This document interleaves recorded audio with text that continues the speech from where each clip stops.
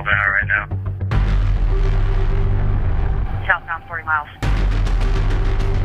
He's pulled out of the TBI. He's coming back northbound. We have an officer down, start medical quick. I want everybody to know the truth about what happened. Speaking publicly for the first time, Sergeant Joseph Wells says he does not remember anything from the day he was nearly killed by an out-of-control driver. He has not seen the dash cam or body cam video from that day. Do you want anyone to see it? I do want everyone to see it. Show me your hands! Hands! Get out of the car!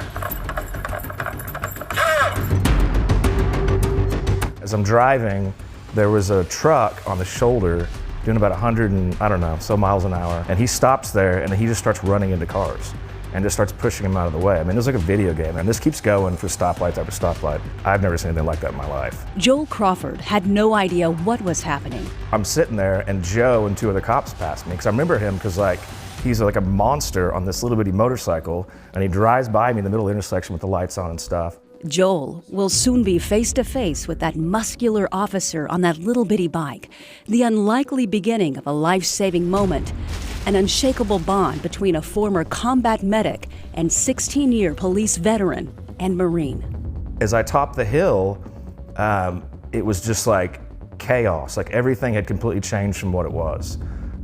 Joe's bike was in 1,000 pieces. There was an officer pulling the guy out of the car. He didn't care at all. He looked sober, he looked coherent, he just didn't care. And there were two officers in the trees doing something. There's no body that was on the bike anymore. Instinct and training kicked in. We're going through the trees, they're yelling his name. He was literally 100 feet from his bike, knocked through a bunch of trees in a creek. The officers and we tear his clothes off. I thought he was dead, honestly. He wasn't breathing, it's like kind of a snoring sound. That loud, audible noise can be heard in this video. It is overwhelming, and we are muting it. The sound of a man dying. Sergeant Wells is literally fighting, gasping for life. I helped the other officer open his airway up more, and I held it open, and then we're sitting there. I honestly thought he was gonna die. Like, his eyes were just, there was like nothing there. A couple of days after being admitted into the hospital, they intubated him because Joe was having such a hard time breathing. Joe's stats just kept dropping and dropping and dropping. They were talking about comfort care for Joe because they felt like they had done everything they could do. Sheridan is Joe's wife and is also an Edmond police officer. Joe's attorney advised her not to speak on camera. A nurse happened to be treating another patient in the room next to Joe in the ICU, and overheard a conversation what Joe's status was, and he made the recommendation to Sheridan that she should ask about ECMO. ECMO, the artificial life support that would be Joe's last hope after 9 days on maximum life support. Sheridan did what any wife would do. She was fighting for Joe's life. Ended up throwing a big enough fit and found a doctor that agreed with her, and they agreed to try ECMO. For the next 6 days, Joe's life was sustained by machines. Within days, you just start to see Joe come back to life again. And, you know, that brush with death again is averted because just people fighting for Joe. None of the doctors I see understand why I'm still here.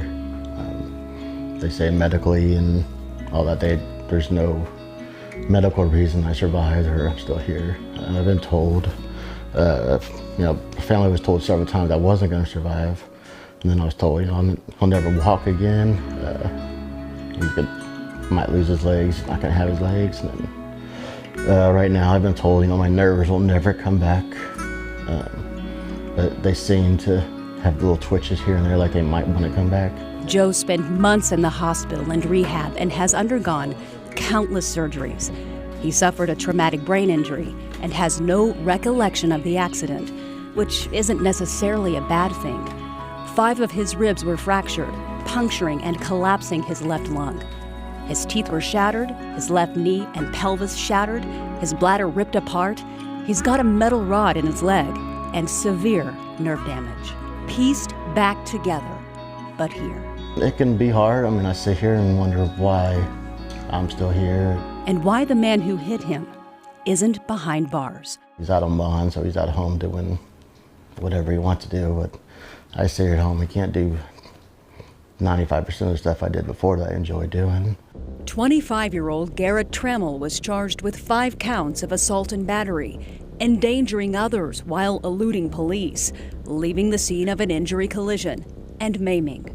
In January, a judge denied a motion to reduce his bond and kept it at $950,000. Court transcripts state Trammell has no record of mental illness, and a blood test after the accident revealed the only thing in his system was THC.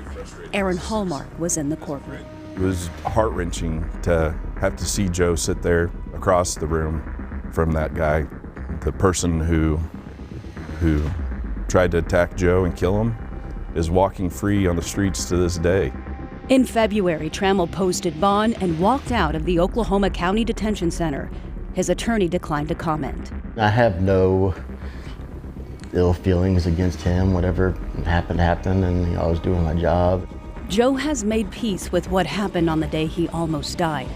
But what he's not come to terms with is his future. Nobody really knows how much more I'll progress, because I really didn't think I'd get this far. His employment, if he'll be forced to medically retire. I don't know what my status with the police department really is. His battered dignity. You do go to work to do your job, protecting the city or doing whatever, serving the city, and then you get hurt doing that job, and then what? As the criminal case against Trammell makes its way through the court system, Joe has filed a civil suit, and therein lies another unknown. The city and the insurance company has a stake in what I might get civilly through that. An Oklahoma law passed 10 years ago gives the city of Edmond and workers' comp insurance the right to take a portion of any winnings from that lawsuit. The law was touted as workers' comp reform. If you ask Joe, that reform does not benefit the men and women in uniform, those who put their lives on the line, serving and protecting a state that in this case may not be protecting them.